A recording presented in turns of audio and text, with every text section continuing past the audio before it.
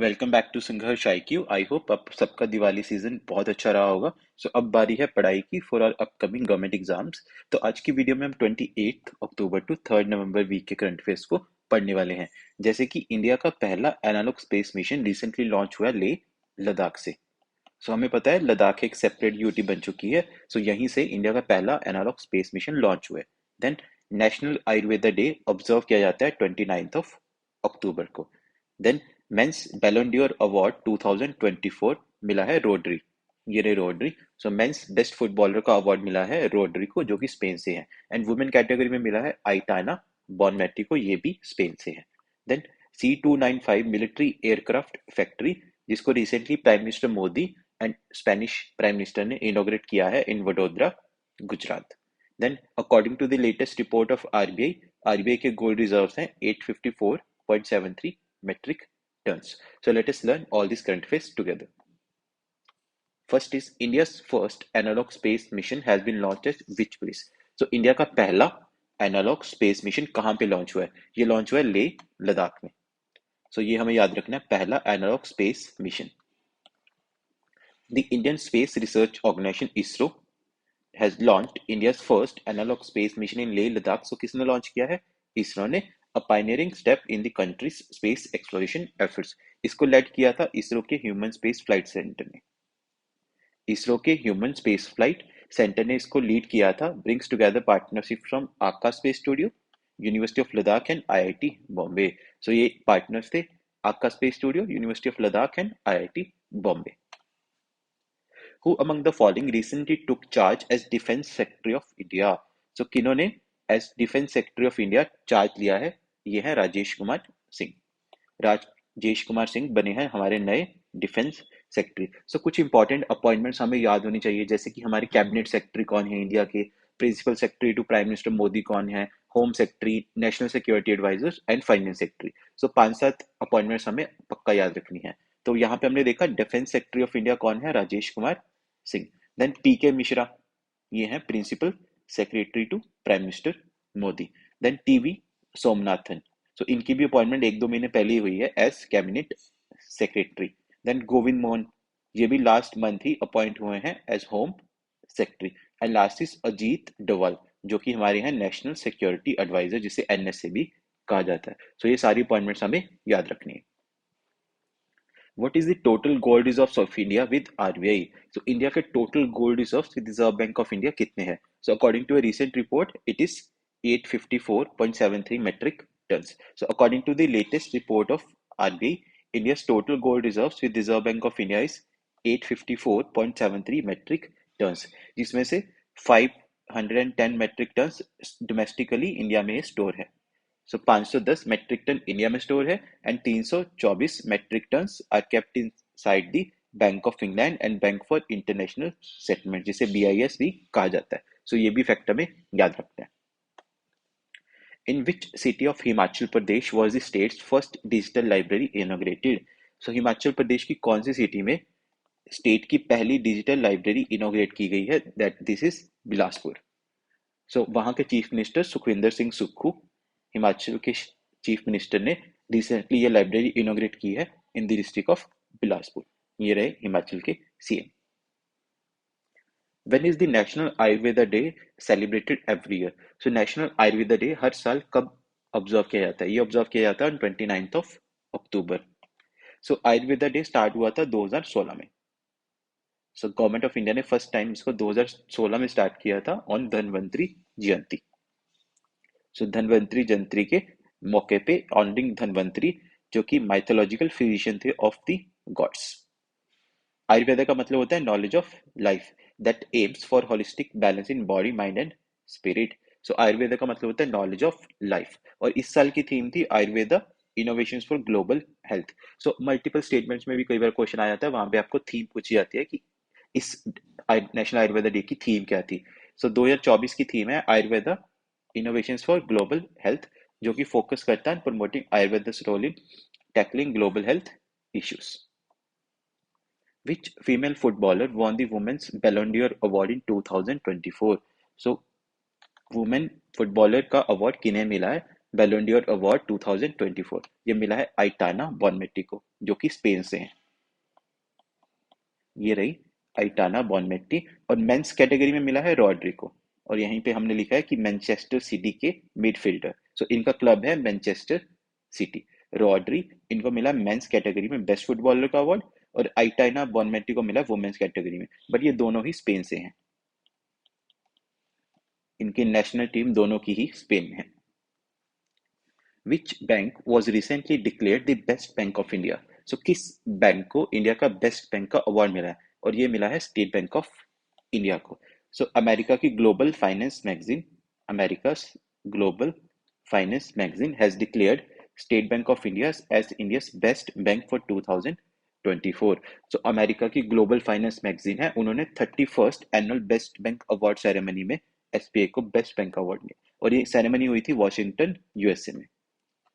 और एसबीआई के जो चेयरमैन है सी एस शेट्टी, एसबीआई के चेयरमैन है सी एस शेट्टी, उन्होंने ये अवार्ड रिसीव किया।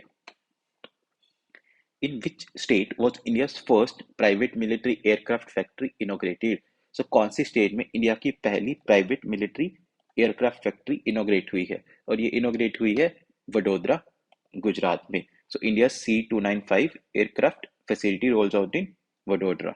सो प्राइम मिनिस्टर नरेंद्र मोदी ये रहे, और उनके Spanish counterpart Spanish PM Pedro Sanchez. So इन्होंने इनोग्रेट किया है Tata advanced systems facility in Vadodara, Gujarat, जो कि कंट्री की पहली प्राइवेट मिलिट्री एयरक्राफ्ट फैक्ट्री होगी।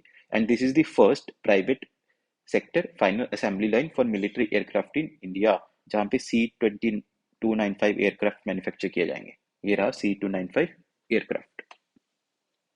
Who was recently appointed as the chairman of Airport Authority of India? So किनको airport authority of India का न्यू चेयरमैन अपॉइंट किया गया? ये किया गया विपिन कुमार को। Just give me a second. Yes, so ये रहे विपिन कुमार, जो कि बिहार कैडर के 1996 बैच आईएएस ऑफिसर हैं। इनको नया चेयरमैन अपॉइंट किया गया एयरपोर्ट अथॉरिटी ऑफ इंडिया का। इससे पहले ये एडिशनल सेक्रेटरी भी रह चुके हैं in the ministry of education. What is India's rank in the World Justice Project's 2024 Rule of Law Index? So World Justice Project 2024 की Rule of Law Index में इंडिया का क्या रैंक रहा है? So इंडिया का रैंक रहा है 79th। So India का रैंक रहा है 79th out of 142 countries in the World Justice Project's 2024 Rule of Law Index। इस रैंकिंग में Denmark, Norway, Finland, Sweden and Germany ने टॉप किया है, और साउथ एशिया में इंडिया की रैंक थर्ड है after Nepal and Sri Lanka.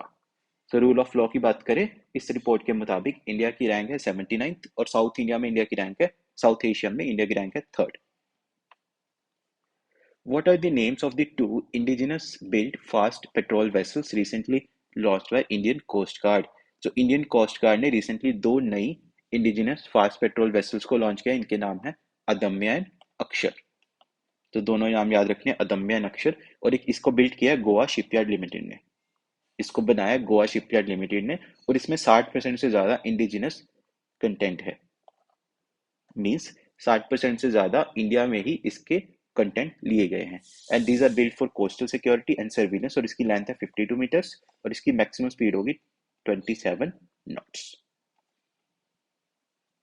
Indian army set for 9th edition of joint special forces exercise Garud Shakti. So Indian army recently depart किया है फॉर गरुड़ शक्ति एक्सरसाइज विद विच कंट्री? और ये 9th एडिशन होगा उस एक्सरसाइज का, with Indonesia. So Indian army contingent, जिसमें 25 skilled personnel है from the parachute regiment, recently embarked on a journey to Sijateng, Jakarta, Indonesia. So ये गरुड़ शक्ति एक्सरसाइज का 9th एडिशन इंडिया और इंडोनेशिया के बीच होगा।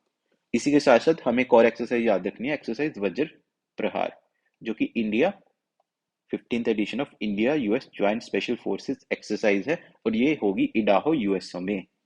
सो दोनों एक्सरसाइज याद रखनी है, गरुड़ शक्ति India Indonesia 9th addition, and Vajra Prahar 15th edition of India US joint special forces, जो कि इडाहो यूएसए में होगी। The Prime Minister of India recently gifted which traditional painting to Russian president during the BRICS summit? सो हमें पता है 2024 का BRICS summit हुआ था कजान, रशिया में, जो कि हमने पिछले वीक के करंट अफेयर्स में पढ़ा था। और वहीं पे prime minister of India Narendra Modi ने रशिया के प्रेसिडेंट व्लादिमीर पुतिन को गिफ्ट की है सोराही पेंटिंग। सो ये रहे prime minister Modi, president Putin, और इनको मिली है सोराही पेंटिंग मोदी की तरफ से। सो सोराही एक इंडिजिनस म्यूरल आर्ट है dating back to meso chalcolithic period.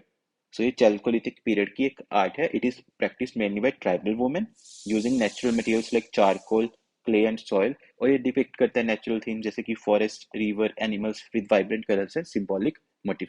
और ये ज्यादातर पॉपुलर है among tribes in Jharkhand, Bihar, Odisha and West Bengal. And Jharkhand का एक एरिया है हजारीबाग। झारखंड का एक एरिया हजारीबाग जहां पे सोहराई आर्ट को जीआई टैग भी मिला हुआ है। सो हम देख सकते हैं हमारे एग्जाम पॉइंट ऑफ व्यू से बहुत इंपॉर्टेंट है क्वेश्चन, इस पे कैसे भी बन के आ सकता है।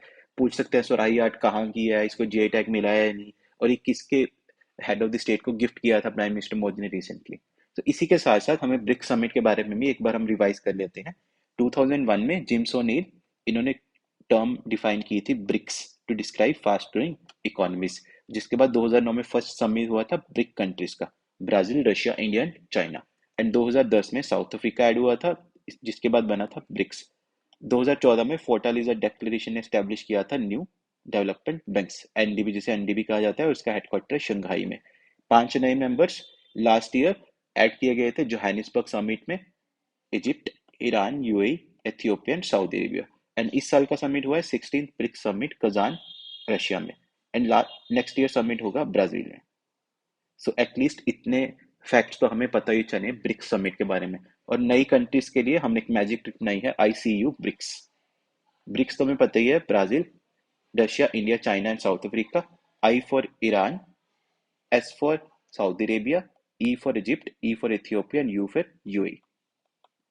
सो these are the 10 countries. So BRICS में टोटल 10 कंट्रीज है, हमें याद रखनी है इस मैजिक ट्रिक से। Bibap Kumar Talukdar received the Harry Messel Award for his conservation leadership. This honor was bestowed by.